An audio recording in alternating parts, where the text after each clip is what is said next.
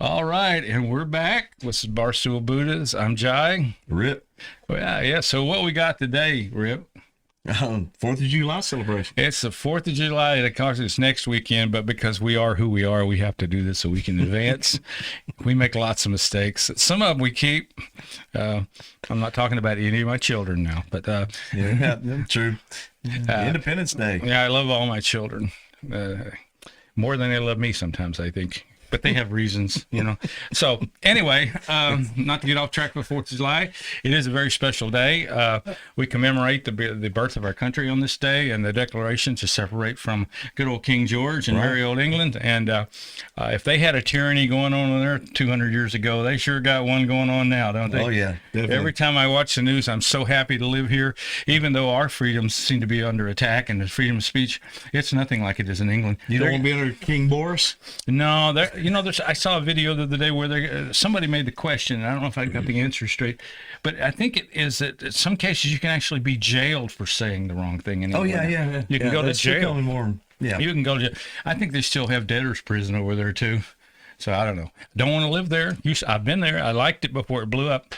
But anyway, to get back on track, on this day, July 4th, our founding fathers who had been pondering what to do about the situation with England, and they had enough. And so they came up with a declaration declaring that they were a free and sovereign country, and they were going to separate all ties with England. And it obviously caused a war, a big war, which we won, which was, the Israelis made a big deal with the 6-day war they had down there. I don't think this was going to be a 6-day war. Not at all. If it had happened in the 20th century, who knows how long it would have taken. But anyway, so to be serious, we wanted to read part of the Declaration of Independence, not the whole thing. It actually is a much bigger document than most people believe. We always hear the part about the truth, self-evident truths and all that, but in between that and the closing statement is a list of grievances against the crown that actually justify why they're doing it. Right. Obviously, these guys were lawyers. Yeah. They've always been with us. They were brave men. Yes. So I'm just going to read part of this because this is the heart of it, and then we'll go on to the other things for this week. So we hold these truths to be self-evident, that all men are created equal, and they are endowed by their Creator with certain unalienable rights, that among these are life, liberty, and the pursuit of happiness. That to secure these rights, governments are instituted among men, deriving their just powers from the consent of the governed. That whenever any form of government becomes destructive of these ends, it is the right of the people to alter or to abolish it, and to institute new government, laying its foundation on such principles and organizing its powers in such form as to them shall seem most likely to affect their safety and happiness. Like I said, there's a lot more to this. You should acquaint yourself with this. There's not a lot of civics being taught in schools these years, last 30 years. But it's a very, very important document, and many people around the world have tried to emulate that in starting their own governments and getting their own independence across the world. We run the risk of running afoul of many of these founding statements because there are people who just don't see things the way that document lays it out. But unfortunately, they're trying to use this document and the Constitution to subvert the rights of other people. So take this next weekend, the 4th of July, be with your family. Remember what that holiday is about. Celebrate what you have in this country, because you do have a lot of things that people in the rest of the world do not have. And just to be fair about this, it talks about all men being created equal. Now, not to get too much into the whole deal we're going through with all the other stuff, the CRT and everything. Oh, God. Never in the history of man has every man been treated as equal as another. No. Now, that is a statement about human nature, not the United States of America. The United States of America has done things that no other country has done to ensure equality among people. We were a nation 80, 90 years, and we abolished slavery. We were one of the first countries in the world to do that. We were the youngest country, I believe, to ever attempt to do that. And we did it a century before a lot of other countries did. Absolutely. So if you watch television, you hear people saying what a terrible country we are, that we have poverty, we have people that are second-class citizens. And I'm not going to say that some of that isn't happening. I'm not saying that it didn't happen. What I'm saying is this document and the Constitution give us the opportunity and the promise that we can fulfill that if we maintain our focus and our due diligence on running this country And civility. and civility, which is in short supply. supplies. Boy, I tell you what, it's. You remember when the toilet paper ran out? Yeah. I think civility ran out like 10 years before that. So maybe that's why we need so much toilet paper. Maybe somebody's hoarding all the civility. Somebody's got it. I think Canada had it, but I think they ran out They too. lost the grip I on think they lost it too. So, but to be serious about this, do appreciate what you have, and don't be afraid to tell people that you're proud to be an American, and that you'll help us work towards a brighter future for everyone, without burning down your neighborhood federal building or whatever they think is going to work better. So we wanted to talk a little bit about the genius of the week. Genius of the week. The geniuses of the week, actually. It's more of the geniuses of the last couple centuries. Our founding fathers. Yes. They were very smart men. They took a lot of time to figure out what they needed to do. And some of that was to ensure that they built a good country, one where they really wanted to live, one that afforded people advantages that they didn't have under the British government. But one thing that needs to be remembered is that they put everything they had, even their lives, their very lives, at risk. Because when this document hit King George's desk, they became traitors. Yep. And the law in England at that time, and in most countries, was a traitor's immediate execution. Right. So this was like they were signing a death warrant as far as the crown was considered. So it was very, very serious. You may not like some of those people. As a matter of fact, you can go to the argument Thomas Jefferson had slaves and all this, but it was a different world back then. Yeah, that was the times. But the people that drafted this document and put this country in motion actually put the progress in motion to abolish that slavery. So, nobody's perfect. If these people had been perfect, they wouldn't have had to do this to begin with. So you need to appreciate that. So, and a lot of them, if you go back and read some of the works of Thomas Jefferson, they were warning against some of the things we had. Oh. They didn't know we'd have the internet and CRT and some other stuff, but they knew human nature. Yeah, they knew that power corrupts. Absolutely. That was an Englishman who quoted that, actually, and he should know because he was in the middle of it. So, right. Again, while you're thinking of the fourth, show some respect for these folks. They laid it all on the line, whether you like their entire life or not. They actually set the framework for how you've lived your life and the opportunities that you have in this country. So, thanks to all you guys. And it's like I'm on the Patrick Henry side. Give me liberty or give me death. There are things I would fight to the death for, to preserve for myself and the people around me. And God help us that it would ever come to that. But you need to know some things are worth fighting for. All right, morons on the move. And like we said, Mr. Biden is moron emeritus, right? Yes. And he has a lifetime award. And he just keeps on, he honors that, and he proves his worth every day. He's running with it. So, I'll just be right up front with it. I'm an advocate of the Constitution, and the Second Amendment is one that I value, along with the First Amendment. But apparently Joe doesn't know what the Second Amendment was written for. It was to protect the people against a government that becomes tyrannical to its own people. Imagine that. Whoever thought. But Joe has assured us that that's not a good reason to have a gun, because he has the F-15s and the nukes. Come on, try it. Bring it on, America. So he just put another check box behind Thomas Jefferson's theory of Power, yeah. So, poor Joe, we got to be careful about Joe, because it's looking like he may not be around much longer. And I'm not saying dead. I'm just saying between the ears, the circuit breakers are going off one by one, and he's got a problem.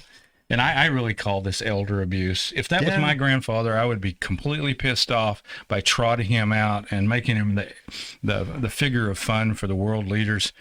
And what it does to us as a country. I'm a poster child of that's rough. So many things. Anyway, that's enough about Joe. But then we have this other figure of fun. Macy Gray. Yay! She was a singer, is a singer, and entertainer. Was. Well, she was on the radio once, and I heard she had a real famous song that I know of. She could be a lot more popular than I'm aware of. I don't listen to that kind of music. But she came out today, and not today, but this week, and said we should get rid of the flag.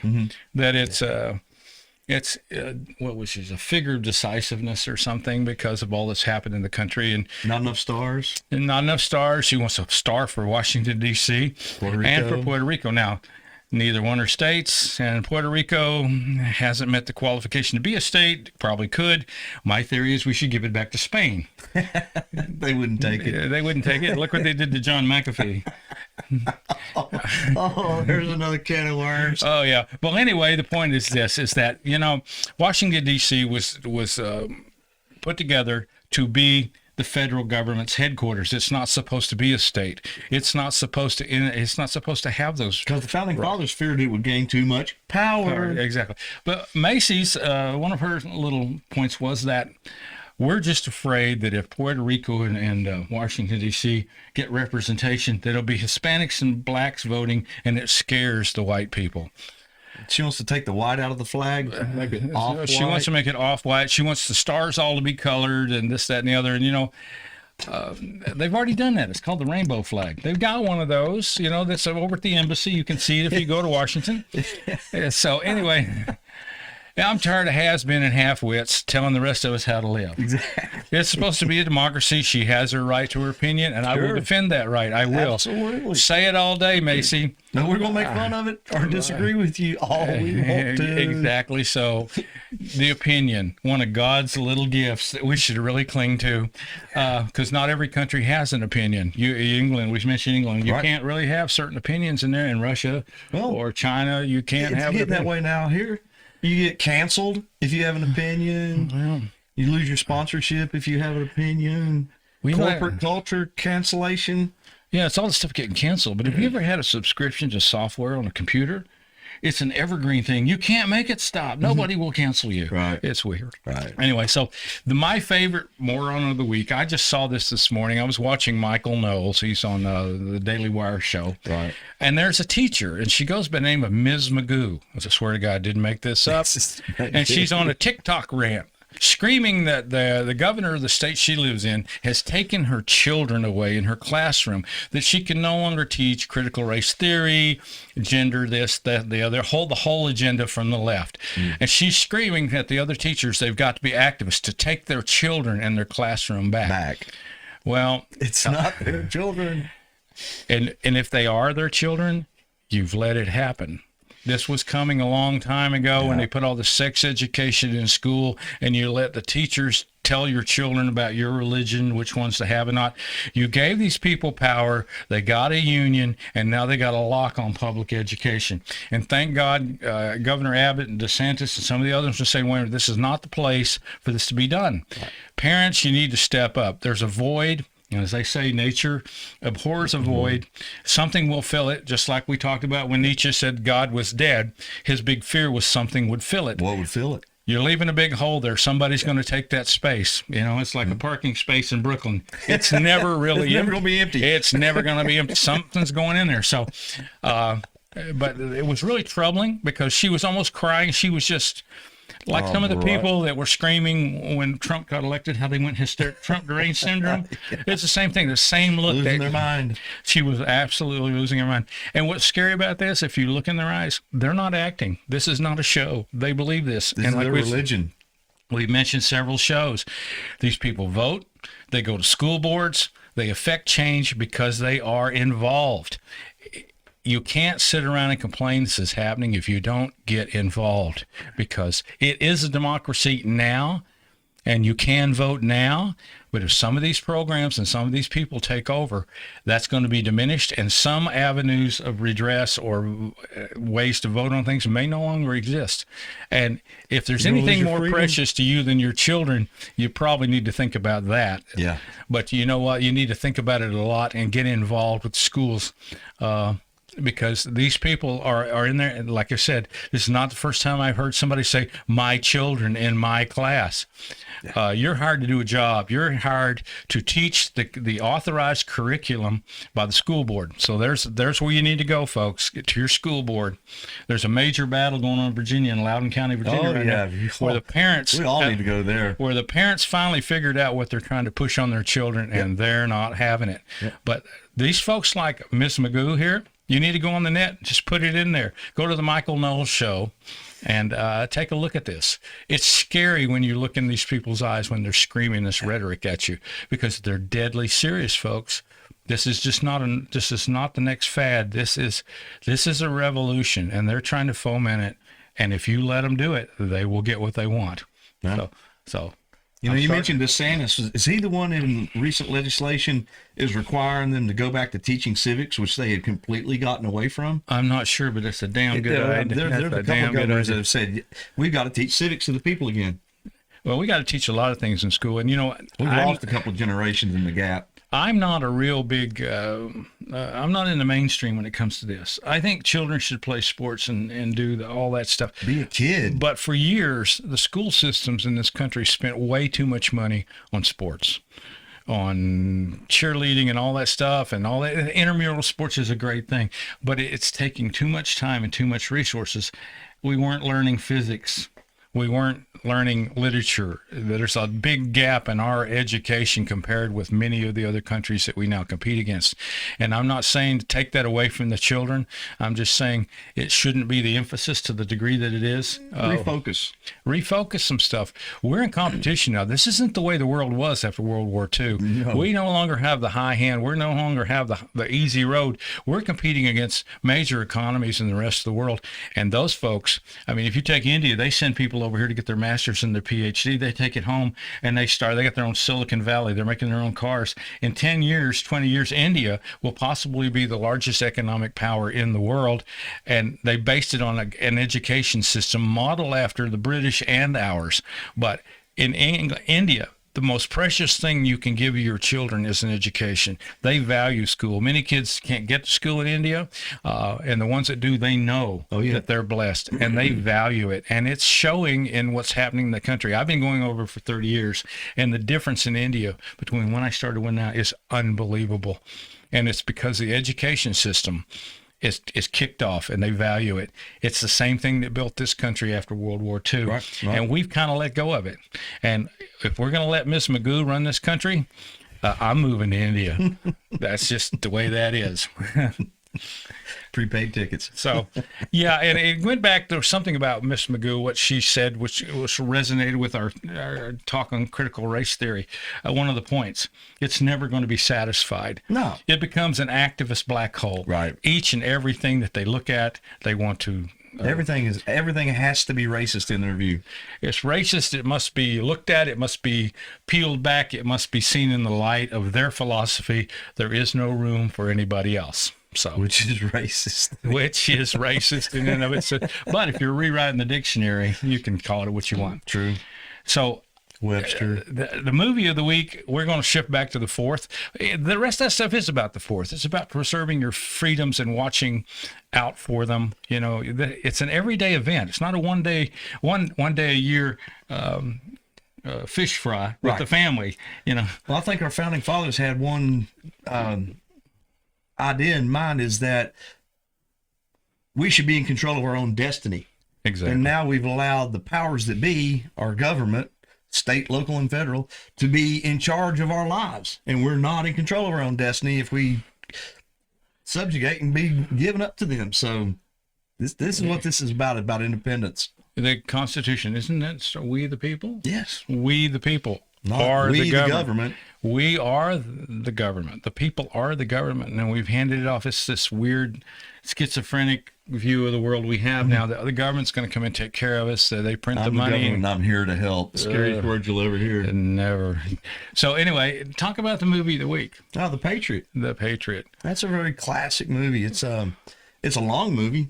There's a lot of true history in it. It's a well-made movie. Shout outs to Mel Gibson for making that. Regardless of what you think about Mel, it's a good movie.